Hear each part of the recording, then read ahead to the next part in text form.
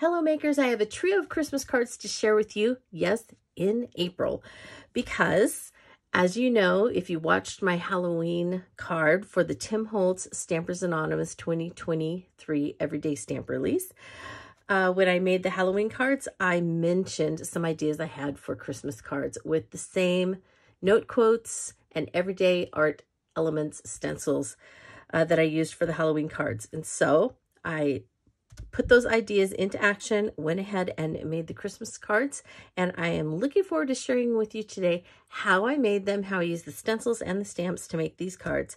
And I hope that you will come along with me as we make some Christmas cards in April. For these cards, you're going to need much the same things that you needed for the Halloween cards that I made, because I am going to kind of make some for a few different seasons. I was inspired by the Halloween theme for the live, but I mentioned in my video that these Everyday Art Elements Stencils contain things that could be made for other seasons. And one of the things that I mentioned was to make a little snowman out of the circles. And so I'm pulling the circles to make a snowman because I'm going to make some Christmas cards this time. I'm pulling this because I think I'm going to use some of the little tiny ones to do some of the buttons. And then I want to make a hat and a scarf. And so I thought I might use one of the squares for a hat. And then possibly something like this, maybe. A little bit of that. I don't know. I'm looking for something that I can use for the, you know, the brim of the hat. And I haven't quite figured out what that's going to be yet. So it might be something like one of these and then have the square on top of it. I'm not sure. But I am also going to use possibly this one here for around the neck and then the scarf. So maybe something like that and only part of it, and then draw some fringe. So kind of do that for the scarf, this part down here. So that's one Christmas card with this set. And then I'm going to do the plaid for behind the snowman. And then for the gifts that I mentioned in my tutorial.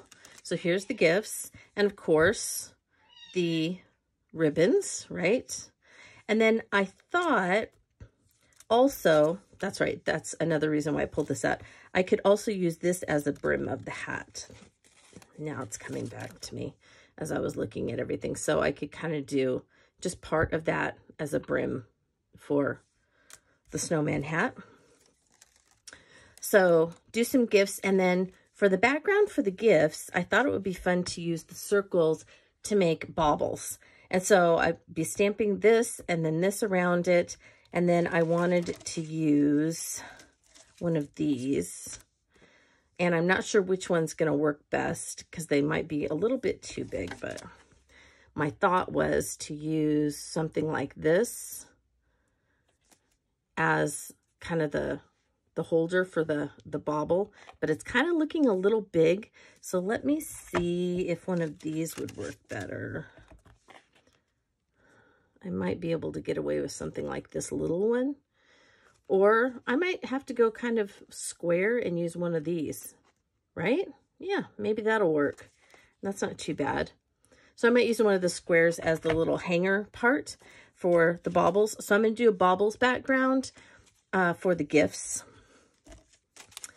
And then the other one I mentioned in my video was this. And I think this looks like moose antlers if you did it both ways. So I think I'm going to take and I'm going to mask off the inside of this. And I'll use this kind of as my starting point, and then I'll go ahead and fill the rest of it in, and then moose antlers. Actually, I might need to do just the center one for the moose antlers, there and there. And then I can use some of these other things for the moose nose, like that.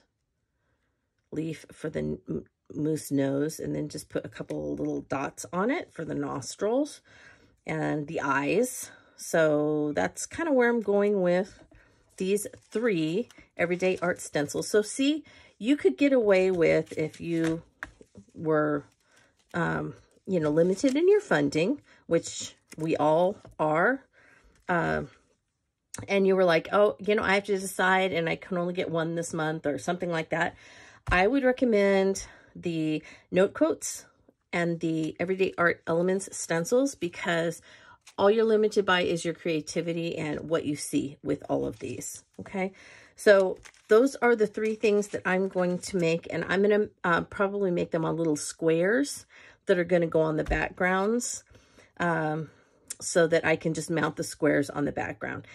Now, I'm most likely going to do the backgrounds in the alcohol ink cardstock. And remember, this is not UPO.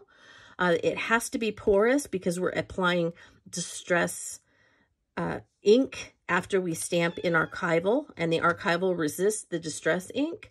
But alcohol ink cardstock is very, very, very porous. Even though it's glossy, it's one of the most porous papers out there. So keep that in mind. Alcohol ink cardstock, not UPO. This technique will not work on UPO. So let's go ahead and get going, making some things for Christmas. How fun is that? So Christmas it's April now, so Christmas in April. Come join me.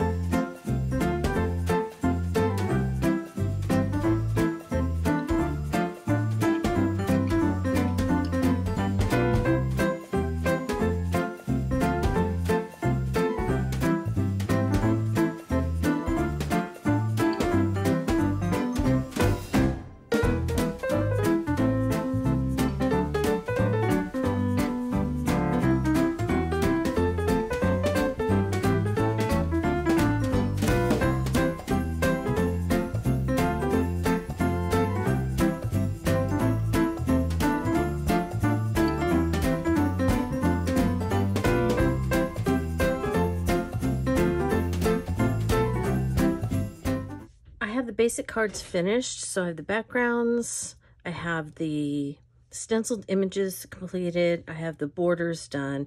I'm not happy with the way that this sentiment looks. I think this one looks fine, and I think this one looks fine, but this one needs some work.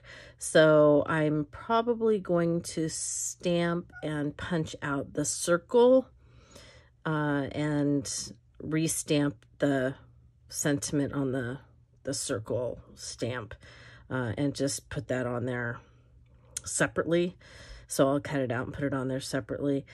And so I'm just trying to decide what else I want to add. I kind of want something that looks snowy, but I want to stick with just the items on the stamps or the stencils. So I think I might use these and kind of try and make them look maybe like snowflakes. I know they don't look like snowflakes, but it's kind of the best I can do in sticking with this.